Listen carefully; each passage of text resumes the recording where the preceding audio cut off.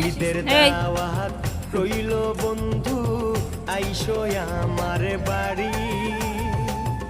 ঈদের দিনে ঘুরবো আমরা হাতে হাত ধরি এসে আমার মনের আশা এসে আমার মনের আশা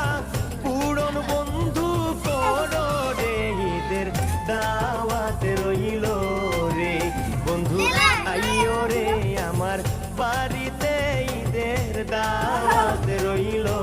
রে